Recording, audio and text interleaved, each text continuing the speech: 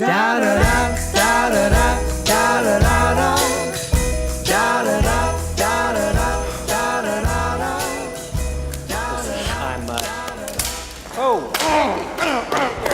okay? You're 2D now. It's all right. It's all right? George Lucas has raped my childhood again. Yeah, I said it. Somebody had to say it, and I hope you prepared your children for the lifetime of disappointment you're dooming them to by exposing them to this three-dimensional garbage. Look, I don't know why you're getting so upset. You know, these things are 99% nostalgia anyway.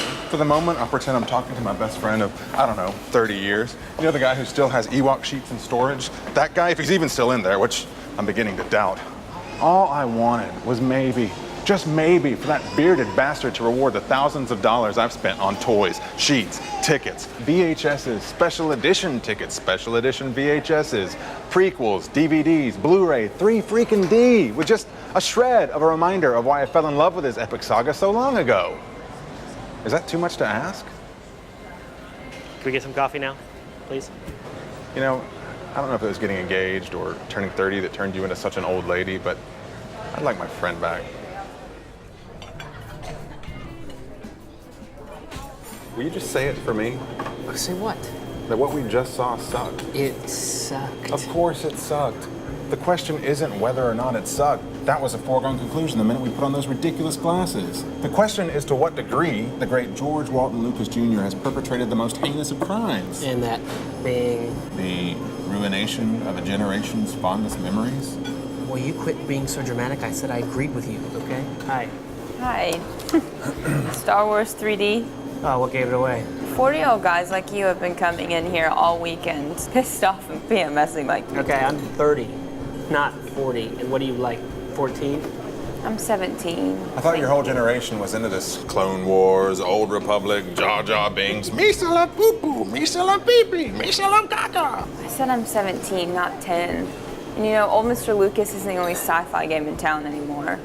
For one, I don't know if you saw the top grossing film of all time in space, Sir James Cameron's magnum opus, Avatar. I'll take this one. All right, we're just going to pretend just for a minute that 3D itself is a viable, sustainable format of filmmaking. It's not. And we're going to pretend that James Cameron's magnum opus wasn't just the most derivative pastiche of all the best sci-fi genre tropes and conventions. It was. I mean, the depths of specificity with which Cameron creates his fictional three-dimensional universe are completely undermined by his utterly one-dimensional characterization and plotting. They are. And we're going to pretend that, you know, James Cameron's best sci-fi work wasn't made 10 years before you were born. Okay? It was. And if that wasn't enough to invalidate your inflated opinion of the tall blue tree huggers, But it then I'm was. going to let the Chewbacca and my Han Solo here issue you the one-word retort, which is going to render your entitled idol worship so much rubbish. A Titanic. Thank you. King of the world. Would you like to take our orders now? Hi, welcome to Rush. I'm Indiana. What can I do? You're kidding, right? No, what do you want? Well, Dr. Jones, I believe I'll have a pumpkin spice latte with a, oh, can you put that in a grail, maybe? A holy grail? Holy makes it better. I'll take just a nice caramel latte, but you can hold the snakes. Yeah. I don't like snakes. Snakes. We named the dog Indiana. You were named after the dog? That's unbelievable. No, that's perfect. That's cosmic. That is the Force, brother. It's the Force. Listen, I'm sad you're getting married, all right? There, I said it. I know. Well, come on. I'm sad because it means I have to buy you a gift, that's all. I know. So, Indy. Cameron's your first. Who's your second? Cameron's my two. My one would be Joss Whedon. A brown coat, eh? Card carrying. Well, you know, at least the rebels won their war. That they did, but at what cost? Touche. Enjoy your drinks, Wookie. I'll live with that. You know, if I were as old as you guys, Seriously? and someone who's to me, who George Lucas is to you, was just repacking and rehashing the same product over and over just to make money from newbies and nostalgic geeks like you, if I knew they were doing that to something I'd known and loved for so long, I'd be tempted to kill him or something. Have a nice day.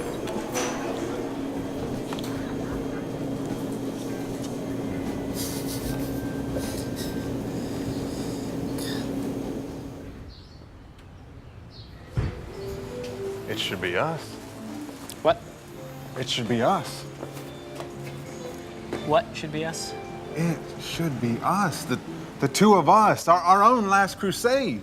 Help me, okay? I'm not following you. What the coffee girl said. Listen, what I'm proposing here is life-altering, and I'm not asking you to be an accomplice. Just go with me and help with the deed. This is it. This is my wedding gift to you. You're suggesting taking the advice of a 17-year-old coffee barista? What, that we killed George Lucas? Yes!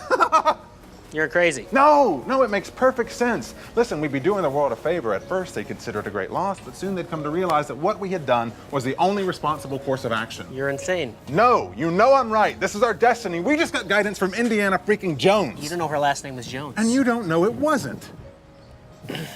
So you got in a room with George Lucas, okay? You would piss yourself with tears in your eyes asking for his autograph before you'd ever harm the man. Yes, but the tears would be from the fact that I was going to stab him with the pen after I got the autograph, of course. What makes you think you could go through with it? I'd have the unspoken passion and support of an entire generation of Star Wars fans guiding my hand. It would be like a mercy killing. We'd be having mercy on George Lucas by not allowing him to make any more terrible movies. Are we still having this conversation? This conversation needs to be had. Remember the first time you saw Empire and after it you begged your dad to cut off your hand like Vader did to Luke just so you could have a robotic one like his? Yeah, I was 5. What's your point? 5-year-old you is my point. 5-year-old me who went around speaking Jawa for a month before my mom told me Jawa wasn't even really a language, which of course makes no sense because if the Klingons can have a real fake language, why can't the Jawas have a real fake language, is my point. 30-year-old you who still has his Ewok sheets in storage for his not even yet conceived son or daughter is my point. Even if I agreed with you, okay, it's impossible. He'd have Imperial guards lining his perimeter. He'd probably have Gamorrean guards. That'd be awesome. That would be cool. We have to do this. You know it. I know it. I'll prove it. Remember when we would watch Return of the Jedi and you would cry every time at the end when the ghost of Anakin would appear, the ghost of that whole, at peace, handsome old man? Yeah, because he looked just like Pop Pop. Yes, he looked just like Pop Pop. Well, hear me, and hear me well. Where's Pop Pop now? What?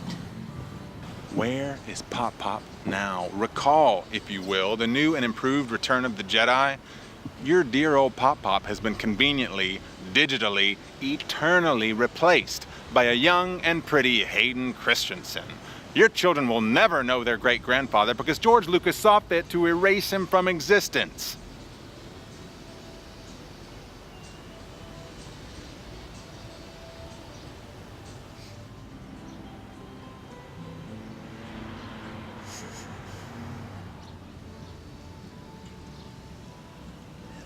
Bastard. Yes. Get in the car. Yes! Yes!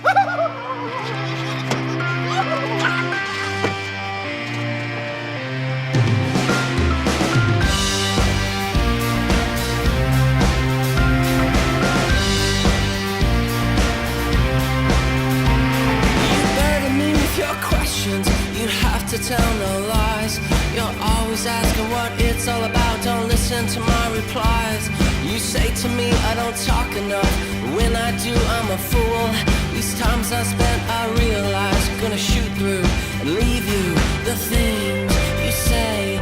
Your purple prose gives you away. The things you say, you're unbelievable.